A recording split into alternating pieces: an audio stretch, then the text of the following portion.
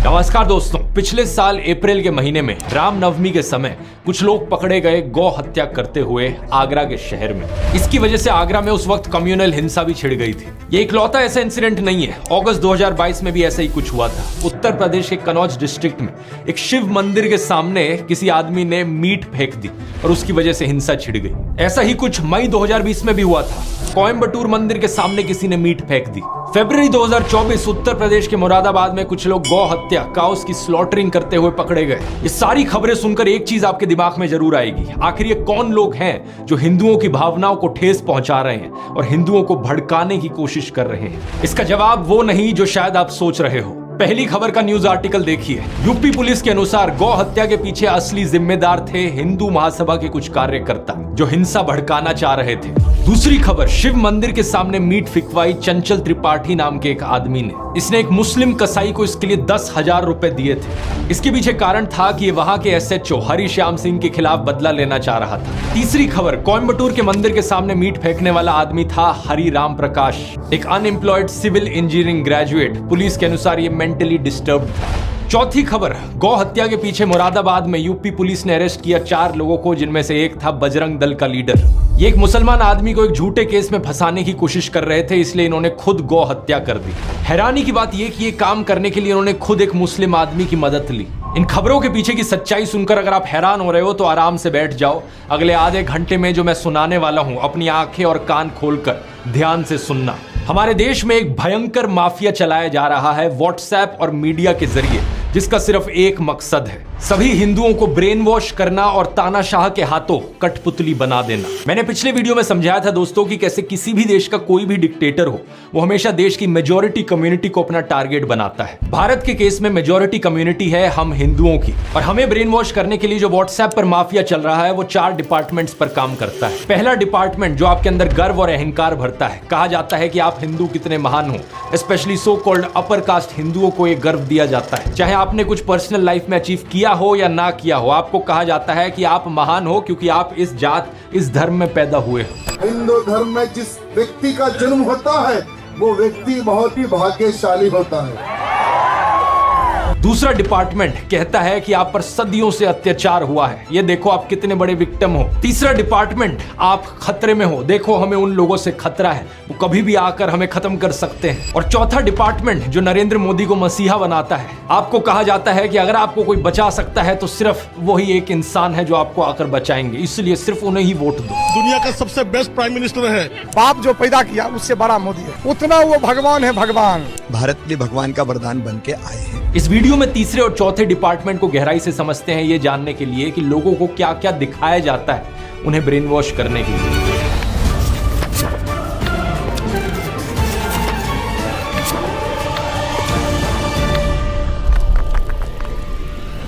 दुनिया भर पर नजर डालें दोस्तों तो डिक्टेटर्स कई देशों में देखे गए हैं, चाहे ये पाकिस्तान हो, जर्मनी हो, चिली हो या रवांडा हो, लेकिन सभी डिक्टेटर्स के द्वारा टारगेट हमेशा मेजॉरिटी कम्युनिटी को किया जाता है। पाकिस्तान के देश में सुन्नी मुस्लिम्स मेजॉरिटी में है, तो उन्हें ब्रेन वॉश करने के लिए झूठी खबरें फैलाई गई कि कैसे देश की बाकी माइनॉरिटीज उनके लिए खतरा बन रही हैं। हिंदू, क्रिश्चियन, सिख, शिया मुस्लिम्स, अहमदिया मुस्लिम्स या फिर सूफी मुस्लिम्स ही क्यों ना हो। 2021 में BBC ने वीडियो रिपोर्ट अपलोड करी थी जिसमें दिखाया गया कि पाकिस्तान की स्कूल की किताबों में कैसा नफरतखोर प्रोपेगेंडा मौजूद है, जिसके जरिए बच्चों के दिमाग में जहर डाला जाता है। उन्हें ये कहानियां सुनाई जाती हैं कि कैसे हिंदूज और सिख्स ने लाखों औरतों बच्चों को मार दिया। मेरे पास मुताला पाकिस्तान बुक है और ये 11वीं और 12वीं जमात के लिए है। पेज नंबर 33 पे ये लिखा हुआ है, इंसानियत दुश्मन हिंदुओं और सिखों ने हजारों बल्कि लाखों औरतों, बच्चों, बूढ़ों और जवानों की इंतहाई बेदर्दगी और संगदिली से कत्ल किया और बेआबरू किया। और इतना ही नहीं, यहूदियों को भी इस्लाम का दुश्मन बताया जाता है। इसके अलावा इस 2016 की रिपोर्ट को देखो या फिर इस 2021 की रिपोर्ट को देखो, जिसमें बताया जा रहा है कि कैसे अहमदिया मुसलमानों के खिलाफ भी हेट स्पीच देखने को मिलती है पाकिस्तान में। इस सब नफरत का नतीजा ये हुआ है कि पाकिस्तान आज के दिन बहुत ही बुरी हालत में है।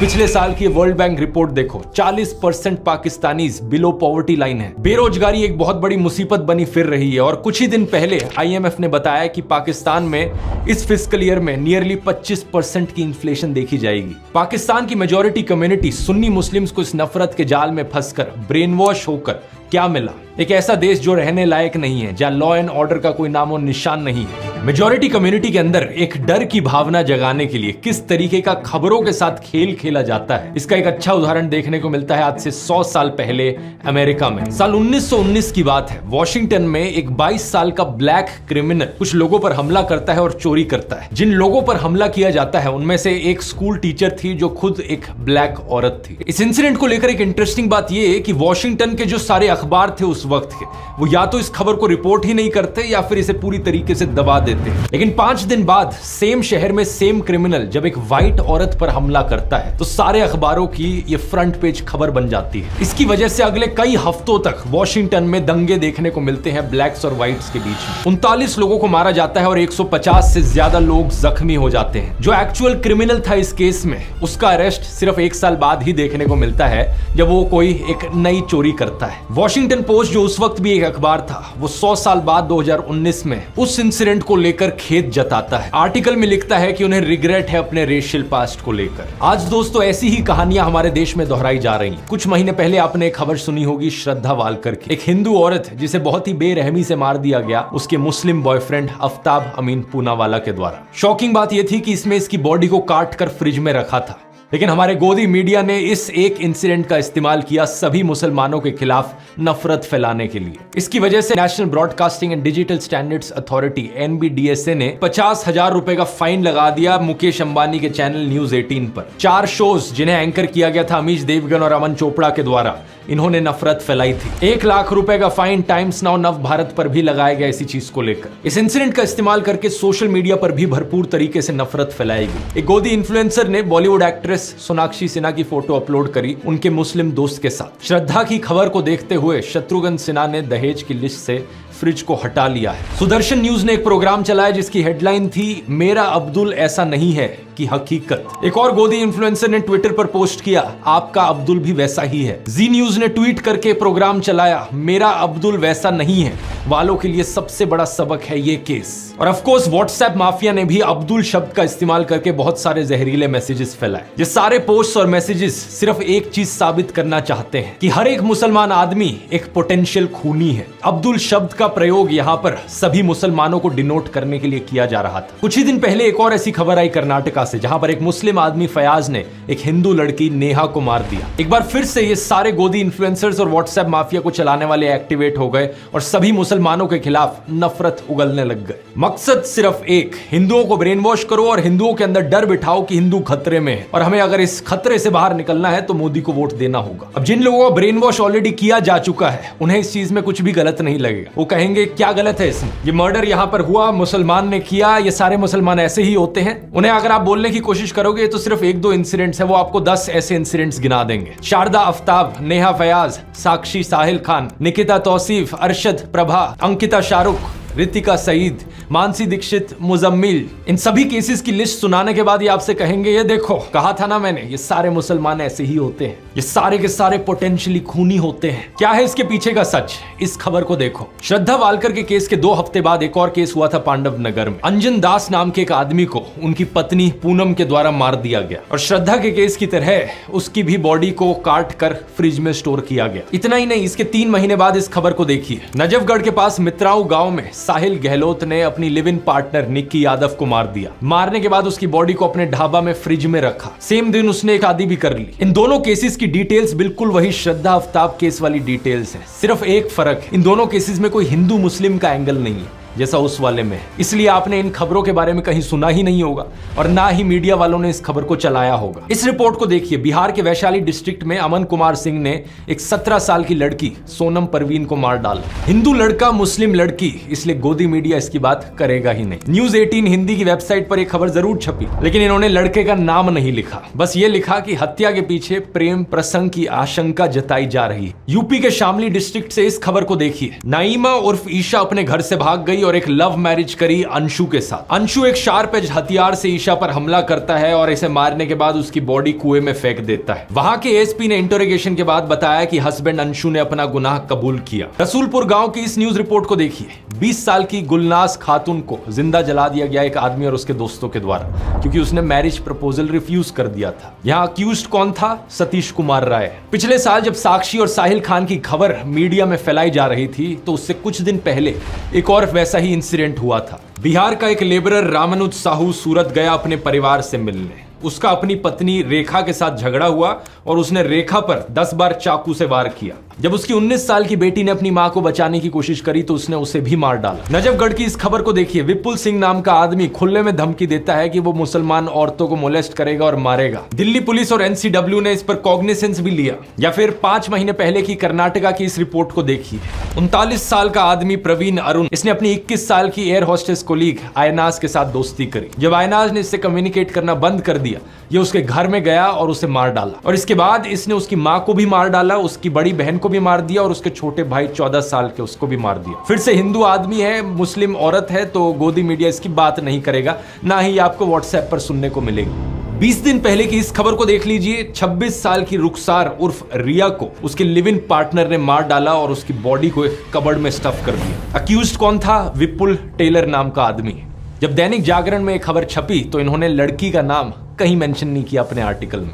अब इस खबर को देखिए। बेंगलोर में रहने वाला प्रदीप एक रुखसाना नाम की औरत से संबंध बनाता है। दोनों का साथ में बच्चा होता है। रुखसाना उससे शादी करना चाहती है, लेकिन वो ये नहीं चाहता था, तो उसने रुखसाना का खून कर दिया। ये भी कुछ ही दिन पहले की खबर है कर्नाटका से। मेरा एक ही सवाल है नफरत फैलाने वाले नमूनों से। आपको मैंने इतने सारे केसेस गिना दिए यहाँ पर पिछले 1-2 सालों के, जहां पर हत्या करने वाला एक हिंदू था। तो क्या यहाँ पर यह कहा जा सकता है कि हर हिंदू आदमी यहाँ पर एक पोटेंशियल खूनी है? ऑब्वियसली नहीं कहा जा सकता।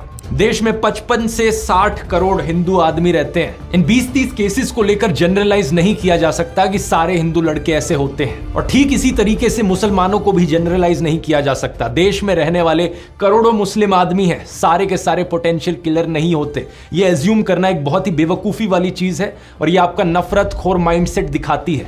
अगर आपको ऐसा लगता है तो बड़े अफसोस की बात है, मुझे कहना पड़ रहा है कि आपका ब्रेन वॉश हो चुका है। एनसीआरबी की रिपोर्ट क्राइम इन इंडिया 2022 के अनुसार देश में 4.5 लाख क्राइम्स हुए हैं औरतों के खिलाफ इस 2022 के साल में। इन 4.5 लाख क्राइम्स में से 28,522 एफआईआर्स दर्ज कराई गई मर्डर की, जिनमें से 8,125 फीमेल्स थी। अब एक साल में अगर 8,000 से ज्यादा मर्डर के केसेस हो रहे हैं जहां पर औरतों को मारा जा रहा है, तो ऑब्वियस सी बात है इनमें से कुछ मर्डर्स ऐसे होंगे जो एक मुसलमान आदमी ने किए होंगे, कुछ ऐसे होंगे जो एक हिंदू आदमी ने किए होंगे। हर तरह के परम्यूटेशन कॉम्बिनेशन यहां पर आपको मिल जाएंगे। हिंदू आदमी हिंदू औरत, मुस्लिम आदमी मुस्लिम औरत, हिंदू आदमी मुस्लिम औरत, या मुस्लिम आदमी हिंदू औरत।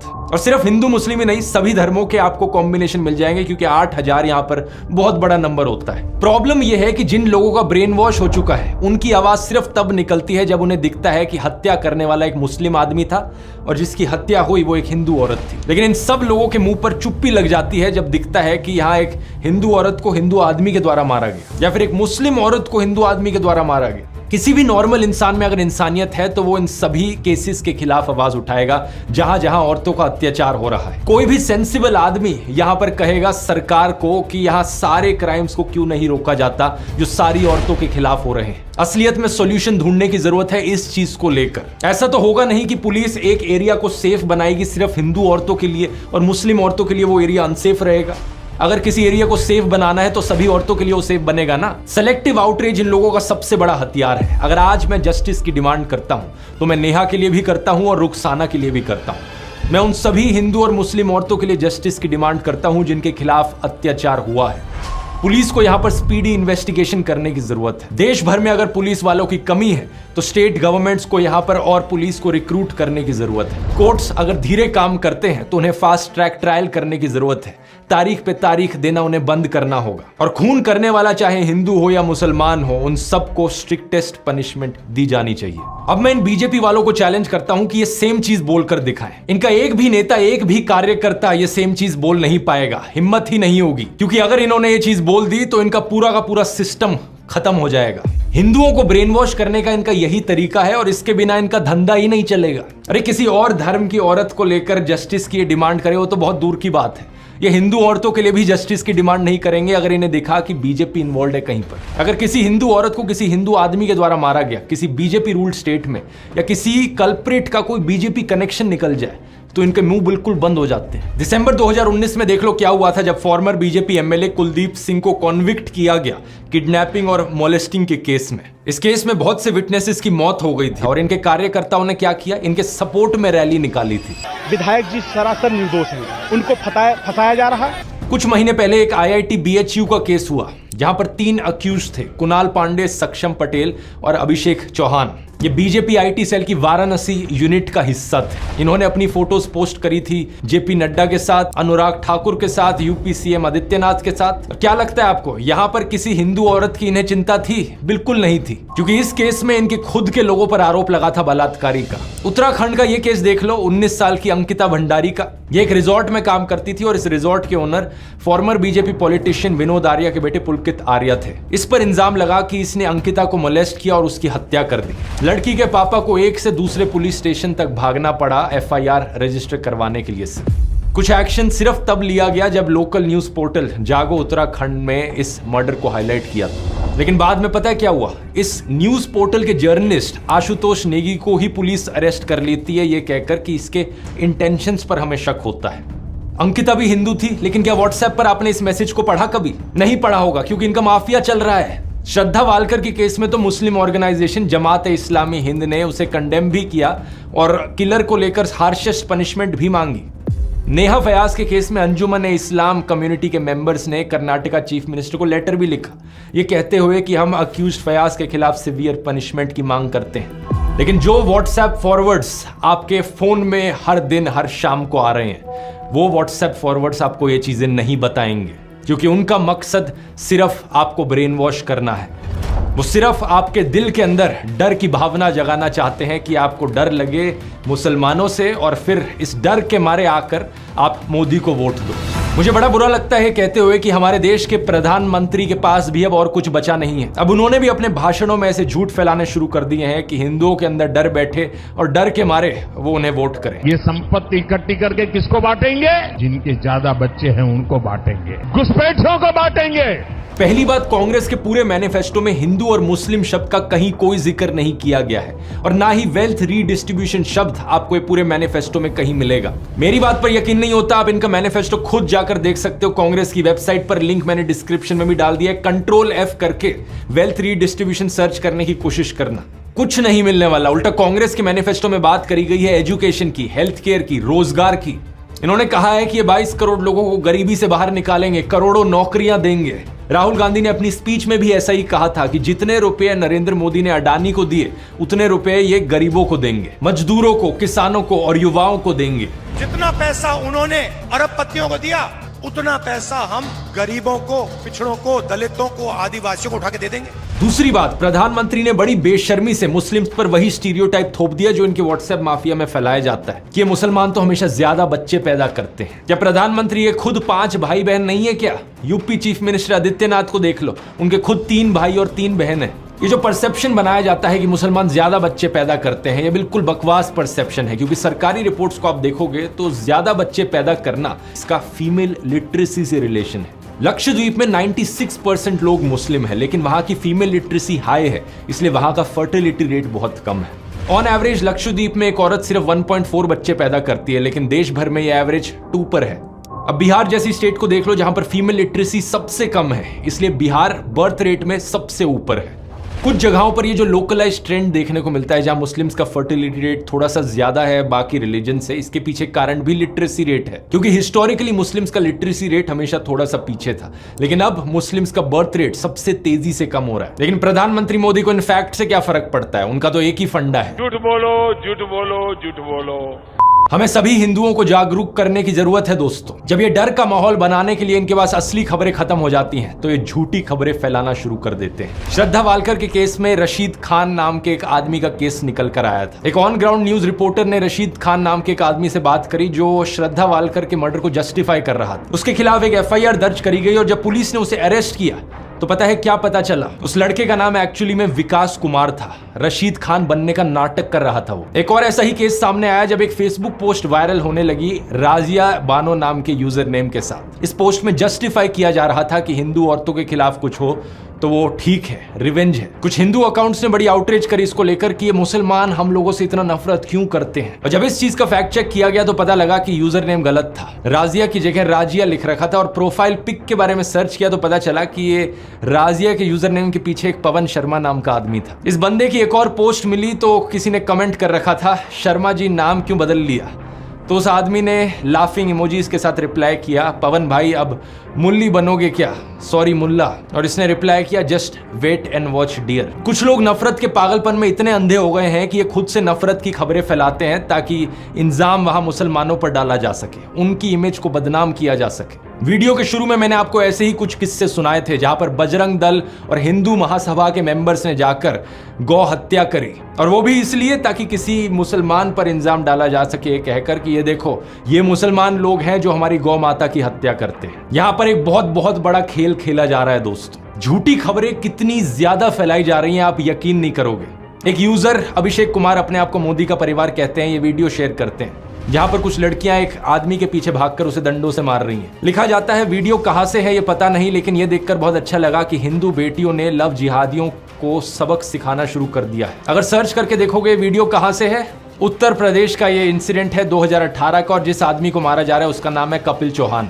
क्योंकि वो लड़कियों को छेड़ा करता था। बात यहाँ पर ये नहीं है कि मुस्लिम ईव टीजर्स नहीं हो सकते, बिल्कुल हो सकते हैं। ऐसे भी मुस्लिम होंगे जो अपनी आइडेंटिटी हिंदू नामों के पीछे छुपा कर रखते हैं और हिंदू लड़कियों को ट्रैप करने की कोशिश करते हैं। जैसे कि जुलाई 2022 का केस यूपी के आजमगढ़ में। ऐसे भी मुस्लिम्स हैं जिन्होंने हिंदू मंदिरों के सामने कुछ गलत किया है, जैसे कि ये वेस्ट बंगाल टेम्पल का केस जहां पर एक मुस्लिम आदमी ने उसके सामने पेशाब कर दिया था। लेकिन बात मैं यहां पर यह कहना चाह रहा हूं कि लॉ एंड ऑर्डर हमेशा काम करना चाहिए, हर इंसान को पनिशमेंट मिलनी चाहिए, लेकिन आपको जो दिखाया जा रहा है वो सिर्फ एक साइड की खबरें दिखाई जा रही हैं। और ये जो नफरत फैलाई जा रही है ये सिर्फ मुसलमानों के खिलाफ नहीं है, बल्कि बीजेपी के खिलाफ जो भी आवाज उठाता है उसके खिलाफ सिमिलर तरीके से कैंपेन चलाई जाती है। एग्जाम्पल लेकर देख लो कांग्रेस का। ये खबर सुनी आपने कि कांग्रेस लीडर रशीद अलवी ने राम भक्तों को राक्षस कहकर बुलाया। सिर्फ व्हाट्सएप पर ही नहीं बल्कि इस खबर को तो कई गोदी मीडिया वालों ने भी चलाया था। After Salman Khurshid, another Congress leader sparks a row. Congress neta Alvi compares those chanting Ram Bhakts to demon. Rashid Alvi साहब ने बोला कि ये जो जय श्री राम बोलते हैं ये सब राक्षस है, लेकिन ये सरासर झूठी खबर थी। सच बात यह है कि रशीद अलवी एक्चुअली में बात कर रहे थे रामायण की, जब मेघनाथ से लड़ते हुए लक्ष्मण अनकॉन्शियस हो जाते हैं और हनुमान उनके लिए जड़ी बूटी लेकर आते हैं। रावण कुछ राक्षसों को भेजता है जो अपने आप को एक साधु की तरह डिस्गाइज कर लेते हैं, कुछ ऐसे राक्षस जो खुद जय श्री राम का नारा लगाते हैं। यही चीज उनके द्वारा कही जा रही थी कि ये कुछ लोग जो राम का नाम ले रहे हैं ये असल में राक्षस हैं साधुओं के फेज में। वो अप्सरा बन जाती है और वो हनुमान जी से कहती है, हनुमान क्यों वक्त खराब कर रहे हो? तुम्हें तो सूरज निकलने से पहले जाना है संजीवनी बूटी लेकर। और ये जो सामने बैठा है जय श्री राम कह रहा है, मुनि नहीं, ये निश्चर घोरा, ये मुनि नहीं है, ये तो घोर राक्षस है। मैं आपसे बस इतनी बात कह के अब आपसे विदा लूंगा कि आज भी बहुत लोग जय श्री राम का नारा लगाते हैं, वो सब मुनि नहीं, वो निश्चर घोरा। बीजेपी वाले ये बात जानते थे, लेकिन जानबूझ के इनकी स्टेटमेंट को क्लिप किया गया ये दिखाने के लिए कि कांग्रेस मुसलमानों के साथ है, हिंदुओं के खिलाफ बोलती है। रवीश कुमार के साथ भी ये चीज अक्सर करी जाती है। दिल्ली में जब दंगे भड़के थे, शाहरुख नाम के एक आदमी ने गोलियां चलाई थी। व्हाट्सएप पर एक क्लिप काट कर डाली जाती है जिसके ऊपर नीचे कैप्शन लिखा जाता है, आतंकी शाहरुख को बचाने के लिए रवीश ने बताया उसे ब्राह्मण अनुराग मिश्रा। जो ओरिजिनल अनएडिटेड वीडियो है वहां पर रवीश कुमार कह रहे हैं अभी भी जरूरत है कि पुलिस इसकी पहचान को लेकर दोबारा बोले। पुलिस साफ कहती है कि शाहरुख है, मगर आप सोशल मीडिया में देखिए अनुराग मिश्रा बताया जा रहा है। अभी भी जरूरत है कि पुलिस इसकी पहचान को लेकर दोबारा बोले। इसके बाद एक एनडीटीवी रिपोर्टर खुद पुलिस से बात करते हैं और कंफर्म करते हैं कि इस आदमी का नाम शाहरुख ही है। नाम को लेकर कोई स्पष्टीकरण आया है कि नाम क्या है? शाहरुख नाम है उसका। एक और झूठ फैलाया जाता है कि रवीश कुमार कभी कश्मीरी पंडितों की बात नहीं करेंगे, जबकि उन्होंने कई बार एपिसोड्स बनाए हैं कश्मीरी पंडित पर, 12 साल पहले से लेकर एज रिसेंट एज 3 महीने पहले। लेकिन क्या फर्क पड़ता है, व्हाट्सएप पर जब लोगों को ब्रेन वॉश करना है तो उसके लिए कुछ भी बोल दो। एक और एक्यूजेशन जो इनके खिलाफ उठाई जाती है कि ये कभी कांग्रेस के खिलाफ नहीं बोलते, लेकिन 2014 से पहले की इनकी ये क्लिप देखो, कई रिपोर्ट्स मिल जाएंगी जब ये मनमोहन सिंह की सरकार के खिलाफ आवाज उठा रहे हैं। पिछले अगस्त में अयाज झांसवी के शेर से जवाब दिया था, तब कोयला घोटाले के आरोपों की आंच उनकी सरकार पर आ रही थी। 7 महीने बाद मनमोहन सिंह ने उन सवालों का जवाब दिया या अपनी आबरू के लिए खामोशी तोड़ी है। एस्बेस्टस के इसी तरह के हजारों कमरे गांव की जमीन पर बना दिए गए और मजदूरों को बोरी में आलू की तरह इनमें ठूंस कर रख दिया गया। अब मेरे खिलाफ भी ये लोग ऐसे ही झूठ फैलाते हैं। इस व्हाट्सएप मैसेज को देखो, पता नहीं कितनी बार इन्होंने इस व्हाट्सएप मैसेज को अपने ग्रुप्स पे बार फॉरवर्ड किया है। लिखते हैं कि मैं एक हिंदू ही नहीं हूं, मेरा नाम ध्रुव राठी नहीं है, मेरा असली नाम है बदरू रशीद। और इतना ही नहीं, इन्होंने मेरी वाइफ यूली को भी पाकिस्तानी बना दिया। और नीचे देखो क्या क्या बकवास लिख रखी है कि यहाँ पे पाकिस्तानी आर्मी का कनेक्शन है, ISI है, अमेरिका है, दाऊद इब्राहिम का कनेक्शन है। क्या बकवास लिखते हैं, मुझे सुनकर हंसी आती है, आपको भी हंसी आ रही होगी, लेकिन इसके पीछे का एजेंडा देखो क्या है। जो भी बीजेपी के खिलाफ बोलने की कोशिश करता है उसे किसी ना किसी तरीके से मुसलमान बना दो, पाकिस्तानी बना दो, क्योंकि जो ओवरऑल गेम यहाँ पर खेला जा रहा है वो यही है कि हिंदुओं के अंदर डर बैठाना है। और जो भी इनके खिलाफ बोले, अगर कोई वो हिंदू बोल देना इनके खिलाफ, तो वो हिंदू हो ही नहीं सकता। ये अपने फॉलोअर्स को, अपने ब्रेन वॉश लोगों को यही दिखाना चाहते हैं कि जो भी वहां से आवाज उठा रहा है इनके खिलाफ वो हिंदू नहीं है, वो सिर्फ मुस्लिम लोग हैं। जो झूठ ये फैलाते हैं उसे ये डबल चेक भी नहीं करते। एक ये मैसेज था इनका जो फैलाया जा रहा था, अभी कुछ दिन पहले एक ये दूसरा मैसेज है इनका जो ये फैला रहे हैं। इस ट्वीट को देखो, इसके अनुसार तो मेरे फादर इन लॉ है एक्चुअली में पाकिस्तानी सिटीजन, यानी कि यूली के पापा।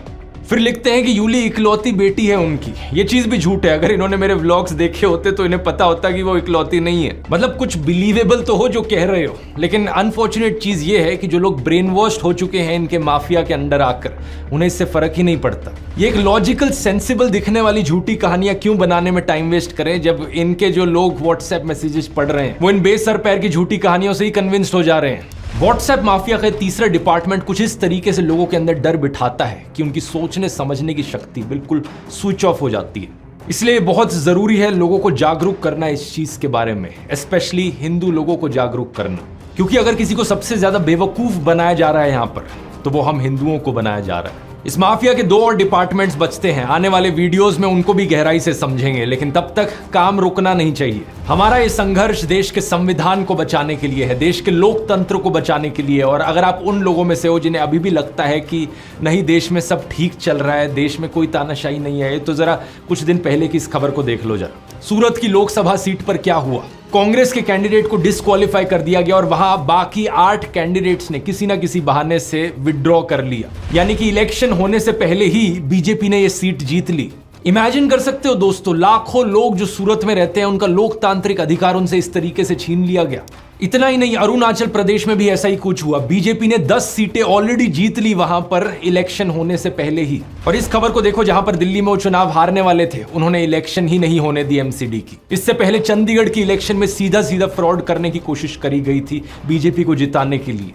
मतलब समझ रहे हो आप इस सब का दोस्तों, जो पहले चंडीगढ़ में हुआ, जो आज सूरत में हुआ, वो कल पूरे हिंदुस्तान में होगा अगर इन्हें इसी तरीके से जीतने दिया गया तो। 1 नेशन 1 इलेक्शन तो सिर्फ दिखावे का फंडा लगता है। अगर देश इसी तरीके से आगे बढ़ता रहा तो यहां पर जल्द ही 1 नेशन 0 इलेक्शन होगी। चुनाव होने से पहले ही बीजेपी के कैंडिडेट्स जीतते जाएंगे। क्या आप ऐसा देश देखना चाहते हो जहां पर इलेक्शन के कोई मायने ही ना रह जाएं? इस चुनाव में दोस्तों हमें अपनी पूरी जी जान लगानी होगी देश के लोकतंत्र को बचाने के लिए। मैंने तो अपना पूरा करियर यहां दांव पर लगा दिया है, क्योंकि मैं चुप नहीं बैठ सकता। मैं देश को ऐसी हालत में गिरते नहीं देख सकता।